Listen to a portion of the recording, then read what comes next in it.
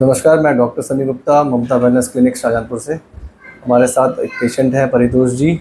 इनको काफ़ी लंबे समय से बैक ऑफ शोल्डर यानी शोल्डर के पीछे इस एरिया में प्रॉब्लम आ रही थी। तो इन्होंने काफ़ी हॉस्पिटल्स में डायग्नोस कराया, तो ज़्यादातर एमआरआई जो हुए हैं उसमें सर्वाइकल का इशू बता रहे थे, बट इनको रिलीफ नहीं मिल पा रहा था। ये हमारे पास आए थे, तो हमने जब डायग्नोस किया तो सर्वाइकल का जो एमआरआई में इशू दिख रहा था, तो वो कोई सिम्टम नहीं दिख रहे थे इनको। और जो इनको सिम्टम जो दिख रहे थे वो बैक ऑफ शोल्डर यानी स्कैपुला बॉर्डर के अराउंड द मसल, यहाँ पर स्टिफनेस लग रही थी रैमवॉइड्स मसल में, और ये पेन जो है आगे के लिए आ रहा था नीचे। तो रैमवॉइड्स सिंड्रोम के जो सिम्टम दिख रहे थे उसके आधार पर हमने ट्रीटमेंट स्टार्ट किया। विदिन 2-3 सेशंस ही इनको रिलीफ मिलना स्टार्ट हो गया था।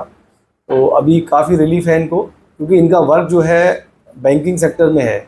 जब हमने हिस्ट्री ली थी तो बैंकिंग सेक्टर में इनका जॉब है, जो 7-8 घंटे ये जो बैठे रहते हैं, तो एक सर्टेन पोस्चर पे इनके प्रेशर आता है थोरेसिक रीजन में और सर्वाइकल रीजन में। तो उसकी वजह से ये पेन जनरेट हो रहा था और ये मिसडायग्नोस हो रहा था सर्वाइकल की वजह से, क्योंकि एमआरआई में जो सिम्टम जो दिख रहा था वो सर्वाइकल डिस्क कंप्रेशन दिख रहा था, लेकिन वो सिम्टम में वो नहीं दिख रहा था हमें। जब हम सिम्टम देख रहे थे, जब हम फिजिकल टेस्ट कर रहे थे, वो कुछ और ही सिम्टम दिख रहा था।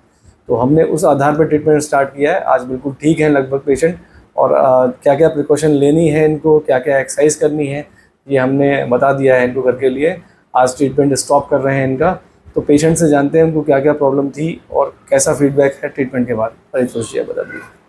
सर, हमारे कंधे में बहुत दर्द हुआ करता था, कई सालों से दर्द था। और इसको जब भी हम डॉक्टर्स को दिखाते थे तो वो एमआरआई बताया था उन्होंने, और एमआरआई के बाद में सर्वाइकल के लिए हमसे कहा था, सर्वाइकल स्पॉन्डिलोसिस।